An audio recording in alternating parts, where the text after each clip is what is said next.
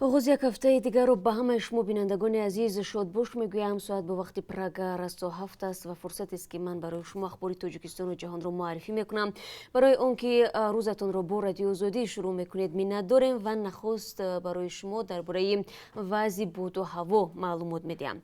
هوا امروز در پراگ قرارگاه مرکزی رادیو آزادی بارانی است و تا 17 درجه گرم می شود. در مسکو نیز باران میبارد امروز و حرارت به 14 درجه خواهد رسید. در دوشنبه امروز هوا بارانی پیشگویی شده است. روزانه حرارت 28 درجه را تشکیل خواهد داد. دو سازمان معتبر حامی حقوق انسان از دولت تاجیکستان خواستند انتقام جویی از خویشاوندان دیگر اندیشان را بس کند.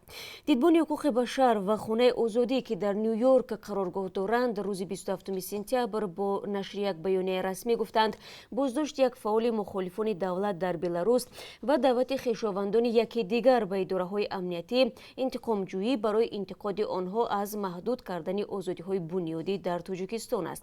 بیانیه مذکور بعد از آن شد که مقامات بلاروس گفتند فرهاد اودینایف یکی از اعضای سابق حزب در تاجیکستان ممنوع نهضت اسلامی را در مرز کشور دستگیر کردند. او که با مشورت سالانه سازمان امنیت و همکاری اروپا درباره حقوق انسان به وارشاوا میرفته است با درخواست قبلی حکومت تاجیکستان دستگیر شده است. او را به عضویت در سازمان ممنوع و ترغیب افراطگرایی متهم میکنند. از این پیشتر محمود جان فیض رحمان یکی دیگر اعضای حزب مذکور گفت که بعد سخنرانی وی در یک نشست سازمان امنیت و همکاری اروپا در وارشاوا و انتقاد او از سیاست‌های دولت مقامات مادر وی و دو خویشاوندان دیگرش را به اداره امنیتی دعوت کردند. مارک برندت مدیر بخش اروپا و اوراسیا در خانه آزادی گفته است هدف گرفتن منتقدان در خارج از طرف حکومت تاجیکستان از جمله با درخواست بازداشت آنها از اینترپل تهدید به خانواده‌های آنها نشان می‌دهد که چگونه کشورهای سرکوبگر در منطقه می‌کوشند منتقدانشان را خاموش کنند. استیو سوردلوف پژوهشگر ارشد دیدبان حقوق بشر برای آسیای مرکزی از مقامات تاجیکستان خواسته است به هر گونه انتقام جویی از خویشاوندان دیگر اندیشان در خارج فوراً خاتمه بدهند. قای رسولزاده نخست وزیر تاجیکستان از منبر سازمان ملل خواست کشورهای عضو برای مقابله از استفاده اینترنت برای پهن کردن عقاید افراطی و جلب جوانان به گروه‌های تروریستی کاری بیشتر کنند. از سال 2014 تا کنون بیش از 1900 شهروند تاجیکستان به سوریه و عراق رفتند و بسیاری از آنها به صف گروه‌های تندرو تروریستی از جمله گروه دولت اسلامی پیوستند. مقامات انتظامی تاجیکستان گفتند که اکثریت آنها را از طریق اینترنت و بخصوص شبکه‌های اجتماعی به صف این گروه جلب کردند. همزمان گفتن نشد که بخش عمده از جلب شدگان به صف گروه دهشت افکن دولت اسلامی در حال به آن پیوستند که در روسیه کار و اقامت می‌کردند. قای رسولزاده از ضمن سخنرانی بیشتر به مسئله مبارزه با تروریسم و قاچاق مواد مخدر تاکید کرد. این در حالی است که سازمان‌های حامی حقوق انسان حکومت تاجیکستان را تنقید می‌کنند که با سوء استفاده از مبارزه ضد تندگرایی و تروریسم رقیبان سیاسی خود را از صحنه سیاسی می‌راند. وزارت امور خارجه تاجیکستان خبر داده است که قای رسولزاده قبل از سخنرانی در مجمع عمومی سازمان ملل متحد با آنتونیو گوترش دبیر کلی این سازمان در شهر نیویورک ملاقات کرده است. دو طرف درباره همکاری‌های دو جانبه و کمک سازمان ملل برای رشد اقتصادی و اجتماعی تاجیکستان گفتگو نمودند. عمدتاً در جلسه‌های سالانه مجمع عمومی سازمان ملل خود پرزیدنت تاجیکستان امومالی رحمان شرکت می‌نمود، ولی امسال از تاجیکستان در انجمن مذکور سروزیر این کشور قای رسولزاده نمایندگی کرد. مسئولان سفارت افغانستان در تاجیکستان میگویند 50 شهروند این کشور را که با جرم‌های مختلف در زندان‌های تاجیکستان دوره جزای خود را ادا می‌کردند به افغانستان انتقال می‌دهند. امیرزاده صاحب کنسول سفارت افغانستان در تاجیکستان 30 سپتامبر به رادیو آزادی گفت حالا محبوسان در مرز 5 پایان قرار دارند و در نزدیکترین فرصت انتقال داده خواهند شد. وی گفت قبلا 84 محبوس از محبس‌های افغانستان برده شدند. جناب یک کنسول گفت در حال حاضر حدود 35 نفر محبوس دیگر افغان در زندان‌های تاجیکستان باقی میمونند. امیر صاحب گفت این اقدام تنها در چارچوب سازشنامه دو جانبه صورت میگیرد. ضمناً در سال 2010 میان وزارت‌های خارجه تاجیکستان و افغانستان در زمینه استرداد زندانیان سازشنامه به امضا رسید و این سند حقوقی از جانب پارلمان‌های هر دو کشور تصویب شده است. در چارچوب این سازشنامه سال 2013 یک گروه 14 نفری محبوسان افغان از زندان‌های تاجیکستان به کابل انتقال داده شدند. در پاسخ جنوب افغانستان هم چندی از محبوسان توجیک در افغانستان را به کشور استرداد نمود. در این میان حالتهایی بود که برخی از زندانیان و بازداشت ها از انتقال به تاجیکستان سرکشی کردند و برخی از سازمان‌های حقوق انسان هم در پی چنین سرکشی‌ها می‌گفتند در صورت بازگشت به وطن از جانب نیروهای قدرتی تاجیکستان احتمال شکنجه شدن وجود دارد. و در ادامه موضوع افغانستان، عضو کمیسیون مستقل انتخاباتی افغانستان در انتخابات پرزیدنتی 28 سپتامبر کمی بیش از 2 میلیون آوازدهنده اشتراک کرده است گفته است. در مقایسه با 7 میلیون رای در انتخابات پرزیدنتی سال 2014 کاهش نظررس مشاهده شده است. در افغانستان 9 میلیون و 570 هزار نفر حق آواز دارند. یعنی در آوازدهی 28 سپتامبر تقریبا 20% آوازدهندگان اشتراک کردند. روز یکشنبه کمیسیون انتخاباتی گفت که 1 میلیون و 100 هزار ورقه رای حساب شده است. در افغانستان 4905 نقطه آوازدهی وجود داشت که از آن تخمینا 500 نقطه‌اش از سبب تهدید حمله‌های جنگجویان درهایش را باز نکردند. بر علاوه در روز آوازدهی حمله‌های جنگجویان در چندین منطقه جای داشتند. ولیعهد عربستان سعودی میگوید اگر جامعه جهانی بر ضد ایران اقدام‌های شدید و استوار راه اندازی نکند، نرخ نفت خام در بازارهای جهانی به طور قابل ملاحظه بالا می‌رود. روز 29 سپتامبر محمد بن سلمان در تلویزیون آمریکا صحبت کرد. 15 روز پیش مؤسسه‌های استخراج نفت عربستان سعودی مورد حمله قرار گرفته بودند. آن زمان استخراج نفت در عربستان سعودی 50% کاهش یافت. عربستان سعودی و آمریکا ایران را مسئول این حمله نامیدند. ایران دست داشتن در این حمله ها را رد کرده و آشوبگران حوثی یمن که از طرف ایران دستگیری می‌یابند مسئولیت این حمله را بر دوش گرفتند.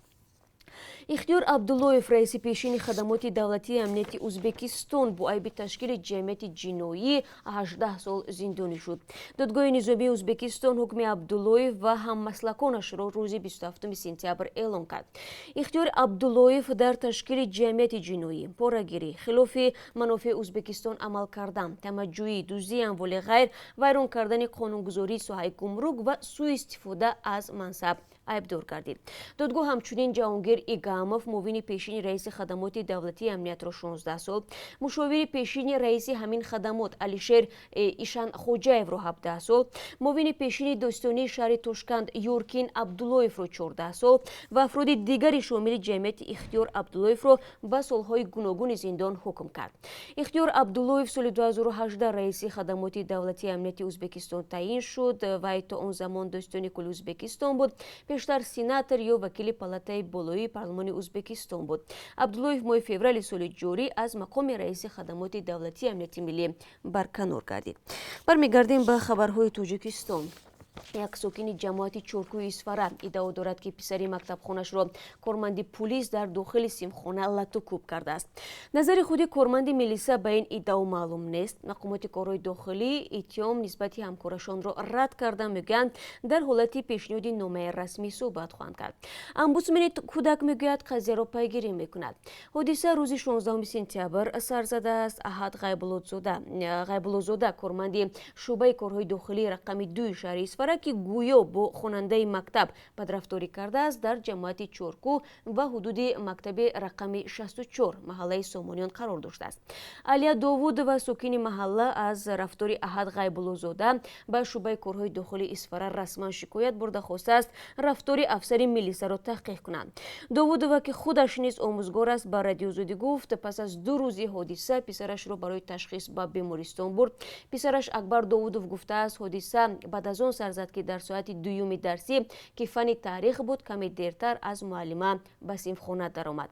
به گفته داوود وقتی برگشت کارمند میلیسا در درس بود و او را برای دیرمانیش سرزنش و بدن لطو کوب کرد. تلاش‌های رادیو آزادی برای گرفتن نظر احد غیب‌الله‌زاده نتیجه نداد.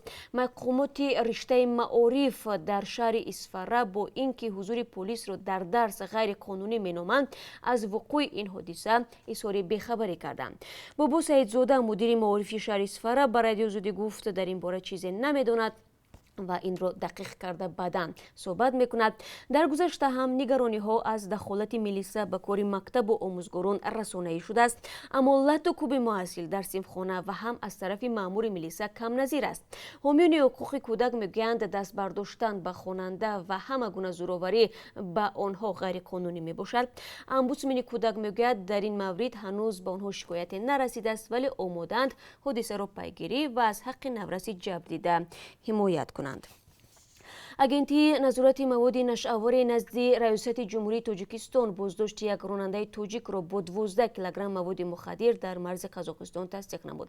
Маҳмадшариф Алимзода сухангӯи ин ниҳод рӯзи 27 сентябр дар суҳбат ба радиозодӣ гуфт нафари боздоштшуда ронандаи мошини тамғаи Opel буда ҳини ҳаракат аз самти Тоҷикистон ба Русия дар ҳудуди Қазоқистон аз сӯи марзбонони он кишвар дастгир шудааст. Ба иттилои манбаъ боздошти шаҳрванди Тоҷикистон рӯзи 20 сентябр сурат гирифтааст. Алимзода таъкид намуд ки дар робита ба шарҳи ҳодиса ба вазорати умури дохилии Қазоқистон расман дархост ирсол намуданд, вале ба қавли ҳамсӯҳбати мо ҷониби Қазоқистон бо далели он ки дар пай боздошти шаҳрванди Тоҷикистон амалиёти оперативӣ роҳандозӣ намуданд, феълан аз ошкор намудани шахсияти гумонбар ва дигар ҷузъиёти ҳодиса худдорӣ карданд. Боздошти шаҳрванди Тоҷикистон бо маводи мухаддир дар ҳоле сурат мегирад ки дар чанд рӯзи ахир бархе аз ронандагони тоҷик аз мушкили ҳаракати мошинҳояшон дар марз байни Узбекистону Қазоқистон шикоят мекунанд. و با هدف مساعدت به جلب سیاحان خارجی به تاجیکستان، بانک جهانی و کمیته سیاحی فهرست 10 گنج بزرگ تاجیکستان را نشر کردند. در آن شهرک قدیمی سرازم، پنجکент قدیم، هفتکل، قلعه سور، اجینه تپه، قلعه هولبوک، قلعه کران، باغ ملی تاجیکستان، گرم چشمه، قلعه یمچون همچون 10 گنجینه بی‌بهای تاجیکستان معرفی شدند. بانک جهانی در این کتابچه 35 صفحه‌ای سرزمین زیبای برای سیاحی نامیده است که چهره‌های تمدن‌های گوناگون و شهرهای ابریشم قرار دارد. کتابچه معرفی در وبسایت بانک جهانی روز 26 سپتامبر نشر شد. طبق اطلاع رسمی سال 2018 بار اول در تاریخ کشور بیش از 1 میلیون سیاح به دیدن تاجیکستان آمدند. حکومت رشد توریسم را برای پیشرفت اقتصاد بسیار مهم نامیده است، اما زیربنیادهای ضعیف، نبود خطرهای هوایی به کشورهای گوناگون، مشکلات در گرفتن روادید، وجود فساد در بین ماموران میلیسا را از مشکلات عمده مینامند که مانع آمدن سیاحان به تاجیکستان شده است. و بینندگان عزیز، اکنون از قرب اسعار خارجی برای امروز میگویم که از طرف بانک ملی تعیین شده است. $1 9 سومانی و 68 درم، 1 یورو 10 سومانی و 59 درم است و 1000 روبل روسی برابر میباشد به 150 سومانی و 30 درم.